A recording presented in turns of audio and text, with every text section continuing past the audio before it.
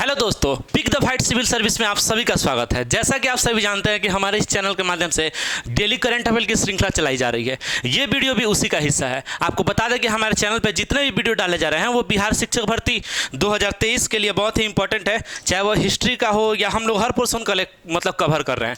और करंट का तो ये है ही, और करंट में सबसे खास ये है कि हम लोग 6 अखबारों का निचोड़ एक साथ ला रहे हैं। ठीक है, पेपर सबसे इंपॉर्टेंट होता है कि न्यूज़पेपर से ही ज़्यादा करंट आता है, तो 6 अखबारों का निचोड़ एक साथ है। बिहार करंट अफेयर राष्ट्रीय और अंतर्राष्ट्रीय घटनाओं सहित है। तो चलिए आइए हम लोग आते हैं अपने पहले सवाल पे और बात करें। हम लोग का हर वीडियो में जैसे जिलावार करंट चल रहा है, इसमें जिलावार करंट नहीं डाला है। कल से फिर से हम लोग उस सीरीज को कंटिन्यू करेंगे। पहला क्वेश्चन है, चाय उत्पादन के मामले में पूरे भारत भर में बिहार कौन से स्थान पर आया है? बिहार कौन से स्थान पे आया है? तो बात करेंगे चाय की, तो चाय के लिए बिहार 5वें स्थान पे है पूरे भारत में। और बात करें भारत में 5वें स्थान पे है। बिहार 5वें स्थान पे, ठीक है। और बिहार में बात करें तो बिहार में एक जिला है किशनगंज। कौन जिला है? किशनगंज में चाय की खेती होती है। बिहार का एकमात्र जिला है जहाँ चाय की खेती है, वो जिला है किशनगंज। और आगे हम देखेंगे तो इसमें उद्यान निर्देशालय की भारत सरकार की एक हालिया रिपोर्ट आई है। उद्यान निर्देशालय मतलब आम हो गया, लीची हो गया, शहद हो गया, मशरूम हो गया, इसमें बिहार का पोजीशन बताया है। तो ये बिहार के संदर्भ में, जैसे एग्जाम में हमेशा आ जाता है कि किस पोजीशन पे है बिहार कैंची के उत्पादन में और किसके उत्पादन में बिहार का कितना योगदान है, हम लोग दोनों चीज़ यहाँ देखेंगे। तो लीची में, मशरूम में और लंबी भिंडी के उत्पादन में देश भर में पहले स्थान पे है बिहार। लीची, मशरूम, लंबी भिंडी। आलू के उत्पादन में देश में 3रे स्थान पे है बिहार और आम और शहद में 4थे स्थान पे है बिहार। ठीक है, लीची तो हो गया मुजफ्फरपुर का शाही लीची, मशरूम बात करें तो दरभंगा का हो गया मशरूम, ठीक है। और लंबी भिंडी का स्पेसिफिक कुछ वो है नहीं। आम हो गया तो भागलपुर के जर्दालू आम को जीआई टैग मिला है। और शहद हो गया तो शहद तो बांका का भी फेमस है, ठीक है। और केले के उत्पादन की बात करें तो देश में अब 7वें स्थान पे चला गया है बिहार, ठीक है। अब आइए देखते हैं कितना योगदान है। तो लीची का 40% से अधिक उत्पादन होता है बिहार में। 40% से अधिक उत्पादन होता है बिहार में लीची का। मशरूम की बात करें तो मशरूम 10% से अधिक उत्पादन होता है बिहार में मशरूम का। उसके बाद मखाना की बात करें तो 85% से अधिक उत्पादन होता है मखाना का बिहार में। उसके बाद से लंबी भिंडी की बात करें तो लंबी भिंडी का 13% उत्पादन होता है बिहार में। तो ये डाटा याद कर लीजिएगा लोग, एग्जाम के पॉइंट ऑफ व्यू से बहुत ही इंपॉर्टेंट है। दूसरे क्वेश्चन की बात करें तो बिहार सरकार ने बाढ़ और सूखे जैसे स्थिति से निपटने के लिए कुल कितने करोड़ रुपए की स्वीकृति दी है? ठीक है, तो कुल कितने करोड़ के रुपए की स्वीकृति दी है? तो वो है 50 करोड़ रुपए की स्वीकृति दी है। बाढ़ और सूखे से स्थिति से निपटने के लिए, बाढ़ और सूखे की बात करें, मान लीजिए ये बिहार राज्य है, ठीक है।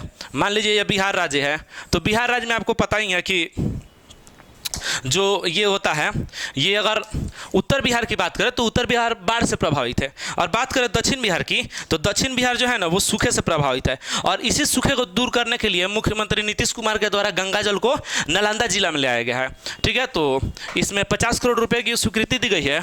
अब देखिए, बाढ़ और सुखाड़ के प्रभाव को कम करने के लिए आधुनिक तकनीक को अपनाने की दिशा में 10 मई 2023 को बेफिक्र नामक ऐप का शुभारंभ किया, ठीक है। बेफिक्र ऐप वही है कि बाढ़ और सुखाड़ की समस्या से कम किया जाएगा, उसके बारे में इसमें गाइडेंस दिया जाएगा। और बात करें जल संसाधन मंत्री के तो जल संसाधन मंत्री हैं संजय झा। जल संसाधन मंत्री हो गए संजय झा। हाल ही में नीतीश कुमार ने मौसम बिहार नामक ऐप लॉन्च किया। तो मौसम बिहार नामक जो ऐप है ना वो 5 दिन पहले आपको मौसम के बारे में जानकारी दे देगी। जैसे बिहार के जो किसान है ना, वो होता है ना, असमय वर्षा हो गई, सुखाड़ आ गया या कब रोपनी करना है, ये सब के जानकारी आपको 5 दिन पहले मिल जाएगी मौसम विभाग के द्वारा, ठीक है। तो मौसम बिहार नामक ऐप है और एक बेफिक्र ऐप है, ठीक है। दोनों पर्यावरण से संबंधित है। बिहार सरकार द्वारा किए गए कुछ समझौते हैं, ठीक है। समझौता हुआ है, कुछ होता है ना कि अंतर्राष्ट्रीय लेवल पे भी होता है और भारत सरकार के लेवल पे भी होता है, तो वही कुछ समझौता हुआ है, ठीक है। तो ऊर्जा जरूरत को पूरा करने के लिए बिजली खरीदने हेतु, ठीक है। तो ऊर्जा जरूरतों को पूरा करने के लिए बिजली खरीदने हेतु बिहार और छत्तीसगढ़ सरकार एवं बिहार, ठीक है। बिहार जितना समझौता हुआ है ना, इसमें से हम ज़्यादा आप लोगों को करा देंगे, ठीक है, और जो बचेगा वो नेक्स्ट वीडियो में हम लोग करा देंगे। तो ऊर्जा जरूरतों को पूरा करने के लिए बिजली खरीदने हेतु छत्तीसगढ़ सरकार और बिहार सरकार के बीच समझौता हुआ है। बिहार में पहला बायोगैस प्लांट बनाने के लिए गेल इंडिया के साथ समझौता हुआ है। किसके साथ? गेल इंडिया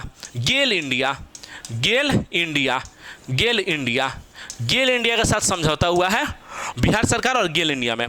बिहार में एमएसएमई को बढ़ावा देने के मतलब सूक्ष्म लघु मध्यम उत्पाद एमएसएमई को बढ़ावा देने के लिए बिहार सरकार और सिडबी में समझौता हुआ है। बिहार सरकार और सिडबी में समझौता हुआ है। सिडबी और बिहार सरकार में समझौता हुआ है। विद्युत ऊर्जा के आदान प्रदान के लिए, विद्युत ऊर्जा के आदान प्रदान की बात करें तो बिहार और नेपाल में विद्युत ऊर्जा, तो बिहार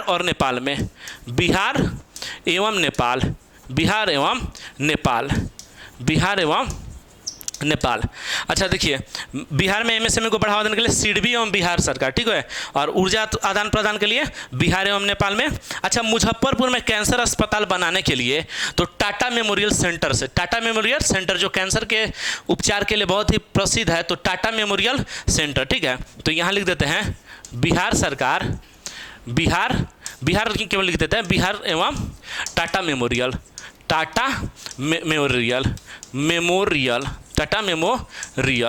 ठीक है, टाटा मेमोरियल एडजस्ट कर लीजिएगा, थोड़ा स्पेस का दिक्कत है।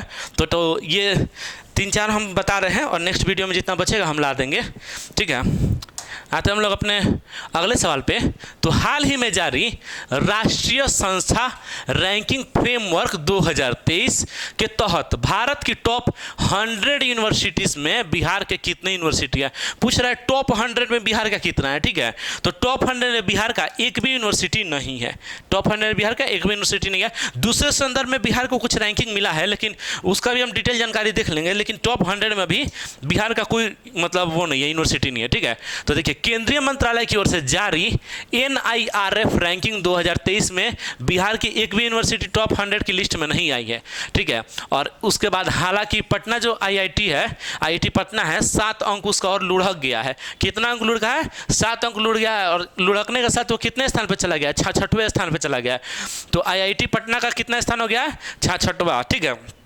और वो ओवरऑल में पूछ रहा था, ठीक है। उसके बाद देखिए, जबकि इंजीनियरिंग की कैटेगरी में IIT पटना जो है ना 41वें स्थान पे पहुंच गया है, जो पिछले साल 33वें स्थान पे था, ठीक है। और इसी कैटेगरी में NIT पटना को 26वां स्थान मिला है। अच्छा, NIT पटना यहाँ लिखा है, NIT पटना से याद आ रहा है कि जैसे हिंदी माध्यम में जो पढ़ाई होगा ना इंजीनियरिंग NIT में, तो वो उसमें नाम आएगा NIT पटना का। तो किस NIT में हिंदी माध्यम में पढ़ाई होगी? तो NIT पटना में। आगे आएंगे तो देखिए, NIRF फ्रेमवर्क रैंकिंग है, ठीक है। तो NIRF का फुल फॉर्म है नेशनल इंस्टीट्यूशनल रैंकिंग फ्रेमवर्क। तो इसके रैंकिंग में देखेंगे तो आर्किटेक्ट कैटेगरी में NIT पटना को 19वां स्थान मिला है, आर्किटेक्ट की कैटेगरी में। और मैनेजमेंट कैटेगरी में IIM बोधगया को 53वां स्थान मिला है। कितना? 53वां स्थान मिला है। एग्रीकल्चर श्रेणी में doctor Rajendra Prasad agriculture university जो समस्तीपुर पूसा में है, उसको मिला है 33वां स्थान। और मेडिकल में जो एम्स पटना है उसको 27वां स्थान मिला है, एम्स पटना को 27वां स्थान। और NIRF रैंकिंग की बात करें तो 2018 में इसकी शुरुआत हुई थी और इसका 8वां संस्करण यह है। और यहाँ एम्स पटना दिया है, तो बिहार का अगर दूसरा एम्स पूछेगा तो दरभंगा होगा। दरभंगा में कहाँ होगा? तो शोभन बाईपास। कहाँ? शोभन बाईपास। स्पेसिफिक प्लेस याद रखिएगा, क्योंकि पिछली बार में पूछ दिया गया सोलर फ्लोटिंग प्लांट का स्पेसिफिक प्लेस बताइए। दूसरा एम्स दरभंगा होगा, दूसरा तारामंडल भी दरभंगा होगा। पहला चिड़िया बिहार का तो चिड़ियाघर पटना में है, दूसरा चिड़ियाघर पूछ देगा तो अररिया होगा, ठीक है। और एकमात्र टाइगर रिजर्व जो बिहार में है वाल्मीकि टाइगर रिजर्व, उसकी स्थापना कब हुई थी? 1978 में। तो याद रखिएगा लोग, हम लोग हमेशा रिपीट करते हैं लोग, ठीक है। और जो बिहार है ना, आपका मतलब गड़बड़ नहीं होगा, आप केवल वीडियो पे अगर कॉन्सेंट्रेट कीजिएगा तो इतना क्वेश्चन करा जाएगा 20 मिनट में। देखिए, घंटा का का किसी के लिए पॉसिबल नहीं है, देखिए थोड़ा बोरिंग भी हो जाता है, और ऐसे सुनते सुनते इतना रिपीटेशन होता है कि आप लोग को खुद ही याद हो जाएगा। देखिए, चौथा क्वेश्चन है, हाल ही में जारी राष्ट्रीय संस्था रैंकिंग फ्रेमवर्क 2023 में इंजीनियरिंग संस्था की सूची में कौन शीर्ष पे रहा है, ठीक है, वही रैंकिंग की बात हो रही है। तो इसमें पूछ रहा है कि इंजीनियरिंग में शीर्ष पे कौन रहा है। तो इंजीनियरिंग में शीर्ष की बात करें तो आईआईटी मद्रास रहा है। कौन रहा है? आईआईटी मद्रास रहा है शीर्ष पे। अच्छा, इसमें कुछ डिटेलिंग की हम बात किए थे तो 2-3 रैंकिंग लाए हैं, तो रैंकिंग देख लीजिए और नेक्स्ट वीडियो में और लाएंगे। बहुत सारा रैंकिंग है तो एक बार में कराएंगे तो उतना एडजस्ट भी नहीं हो पाएगा, मतलब क्या डाइजेस्ट भी नहीं हो पाएगा, एडजस्ट नहीं। देखिए NIRF रैंकिंग 2023 के अनुसार ओवरऑल कैटेगरी में बात करें तो 1 नंबर पे है IIT मद्रास, 1 पे आ गया IIT मद्रास, 2 पे हो गया IISc बेंगलोर और 3 पे हो गया IIT दिल्ली। और इंजीनियरिंग संस्थानों में बात करें तो 1 पे है IIT मद्रास, दूसरे पे IIT दिल्ली और तीसरे पे है IIT मुंबई। तीसरे पे हो गया IIT मुंबई। उसके बाद से देखिए 5वें क्वेश्चन की बात करें तो हाल ही में किसे संयुक्त राष्ट्र महासभा के 78वें अध्यक्ष के रूप में चुने गए हैं। तो देखिए संयुक्त राष्ट्र महासभा संयुक्त राष्ट्र का ही एक अंग है, ठीक है। अब यहाँ पूछा संयुक्त राष्ट्र महासभा का अध्यक्ष की बात हो रही है, संयुक्त राष्ट्र के अध्यक्ष की बात नहीं हो रही है। अध्यक्ष थोड़ा मिसप्रिंट है, इसको एडजस्ट कर लीजिएगा लोग। तो इनकी बात करें तो ये चुने गए हैं डेनिस फ्रांसिस संयुक्त राष्ट्र महासभा के अध्यक्ष। कितने नंबर के? 78वें नंबर के डेनिस फ्रांसिस चुने गए हैं। देखिए संयुक्त राष्ट्र महासभा संयुक्त राष्ट्र के 6 प्रमुखों में से एक, 6 प्रमुख अंग में से एक है, 6 प्रमुख अंग में से एक है, ठीक है, 6 प्रमुख अंग में से एक है। और डेनिस फ्रांसीसी को संयुक्त राष्ट्र महासभा का 78वें जो होता है ना अध्यक्ष के रूप में चुना गया है, 78वें अध्यक्ष के रूप में चुना गया है। वे कैरेबियन देश त्रिनिदाद और टोबैगो के नागरिक है, ठीक है, त्रिनाद और टोबैगो के नागरिक है। अच्छा देखिए संयुक्त राष्ट्र संघ के महासचिव एंटोनियो गुटेरस पुर्तगाल के हैं, वे 1 जनवरी 2017 से इस पद पे। देखिए संयुक्त राष्ट्र संघ पूछ देगा ना, संघ का हो जाएगा एंटोनियो गुटेरस, संघ का हो जाएगा एंटोनियो गुटेरस, संघ एंटोनियो गुटेरस, ठीक है। और बोल देगा महासभा संयुक्त राष्ट्र महासभा तो वो हो जाएगा डेनिस फ्रांसीसी। दोनों में क्लियर रखिएगा, नहीं तो आएगा तो कन्फ्यूजन में गलत मारिएगा। डेनिस फ्रांसीसी हो जाएगा महासभा का, एंटोनियो गुटेरस संयुक्त राष्ट्र संघ का।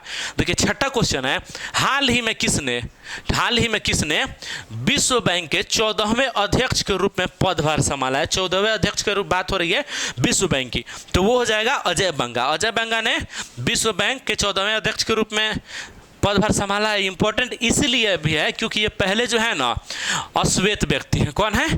पहले अश्वेत हैं जो इस पद पे बैठे हैं, ठीक है। विश्व बैंक और अंतर्राष्ट्रीय मुद्रा कोष के अध्यक्ष के रूप में पदभार। अच्छा, विश्व बैंक और अंतर्राष्ट्रीय मुद्रा कोष को जुड़वा बहन भी बोलते हैं, ठीक है। कोई पूछ देगा जुड़वा बहन, विश्व बैंक की जुड़वा बहन कौन है? तो अंतर्राष्ट्रीय मुद्रा कोष, अंतर्राष्ट्रीय मुद्रा कोष की जुड़वा बहन कौन है? तो विश्व बैंक। और इस पद पे बैठने वाले अजय बंगा पहले अश्वेत हैं, ठीक है। और ये भारतीय मूल के हैं, ठीक है। इनका जन्म 10 नवंबर 1959 को पुणे के महाराष्ट्र में हुआ है। और देखिए सेकेंड विश्व युद्ध के पश्चात 1944 में विश्व बैंक की स्थापना की गई थी, ठीक है। इसका मुख्यालय वाशिंगटन DC है, सबको जानता है। आगे देखेंगे हाल ही में स्पेनिश ग्रैंड पिक्स 2023 का खिताब अपने नाम किसने किया है? तो वो हो जाएगा मैक्स वर्स्टैपन, ठीक है। Max Verstappen Spanish grand pics 2023 का खिताब अपने नाम किए हैं। इसमें देखेंगे। अच्छा नेक्स्ट क्वेश्चन है 8वां, हाल ही में अभिनेता गुफी पेंटल का 78 वर्ष की आयु में निधन हुआ है। बताएं कि VR चोपड़ा द्वारा निर्देशित प्रसिद्ध महाभारत में उन्होंने किनका किरदार निभाया था। ये बहुत ही फेमस हुए थे अपने किरदार को लेके, ठीक है, और अपने अभिनय को लेके। तो ये शकुनी का किरदार निभाए थे। अच्छा गुफी पेंटल है, गुफी पटेल नहीं है, ध्यान से थोड़ा पढ़िएगा, ठीक है। गुफी पेंटल हम भी सर्च करके देखे, कंफर्म किए तो गुफी पेंटल ही था। और 78 वर्ष की आयु में इनका निधन हो गया है। और BR चोपड़ा के द्वारा जो रामायण प्रसाद जो निर्देशित होती थी उसमें ये शकुनी का किरदार निभाते थे। अच्छा देखिए 9वां क्वेश्चन है, हाल ही में किनके द्वारा गुजरात में भारत की पहली lithium ion cell manufacturing giga factory स्थापित करने की घोषणा की गई है। तो बोला है किसके द्वारा की गई है लिथियम, भारत की पहली lithium ion cell manufacturing giga factory की? तो वो हो जाएगा टाटा ग्रुप। किनके द्वारा? टाटा ग्रुप के द्वारा किया गया है, टाटा ग्रुप के द्वारा किया गया है। तो ये भारत की पहली होगी जो लिथियम आयन सेल की होगी, ठीक है। तो टाटा ग्रुप के द्वारा गुजरात में बनाया जाने वाला यह प्लांट भारत का पहला lithium ion cell manufacturing plant है, ठीक है। भारत का पहला इंपॉर्टेंट है, याद कर लीजिएगा, ठीक है। उसके बाद से देखिए टाटा ग्रुप शुरुआत में इस प्लांट में इसमें 13,000 करोड़ रुपए का निवेश करेगा और जो इसमें से प्रोडक्शन होगा उसकी क्षमता होगी 20 गीगावाट। कितना? 20 गीगावाट होगा। ठीक है। लिथियम आयन बैटरी जो होता है ना, तेजी से चार्ज होता है और बहुत लंबे समय तक तो चाहे चलता है और रिचार्जेबल भी है। आजकल जितना मोबाइल देखिएगा जो फास्ट चार्जिंग है ना, उसमें लिथियम आयन सेल बैटरी है। ठीक है। इसीलिए इसका प्लांट खोजा जा रहा है। यह मौजूदा समय इलेक्ट्रिक वाहनों के लिए सबसे बढ़िया विकल्प माना जा रहा है। ठीक है। मौजूदा समय में इलेक्ट्रिक वाहनों के लिए सबसे बढ़िया विकल्प माना जा रहा है। इलेक्ट्रिक वाहन जो है ना बैटरी वाला, उसमें सबसे बढ़िया विकल्प माना जा रहा है। ठीक है। इसका अधिकांश कंपोनेंट रिसाइकल किया जा रहा है। तो अधिकांश कंपोनेंट जब रिसाइकल होगा तो पर्यावरण के दृष्टिकोण से देखेंगे तो बहुत ही इंपॉर्टेंट हो जाएगा। उसके बाद देखिए, हाल ही में जम्मू एंड कश्मीर में लिथियम का एक बड़ा भंडार मिला है। तो ये भी करंट में रहा है, बहुत सुर्खियों में था। ठीक है। क्योंकि भारत में जो है ना लिथियम का उतना बड़ा भंडार नहीं था, तो जम्मू एंड कश्मीर जो है लिथियम का एक बहुत बड़ा भंडार मिला है। तो इसके लिए ये थोड़ा इंपॉर्टेंट है। तो आज का करंट हमारा यहीं समाप्त होता है। ठीक है। अगर आपको हमारा वीडियो अच्छा लगता हो तो आप लाइक शेयर और सब्सक्राइब जरूर करें और हमारे चैनल पे ऐसे ही बने रहें और अपना बहुत सारा प्यार दें। Thank you.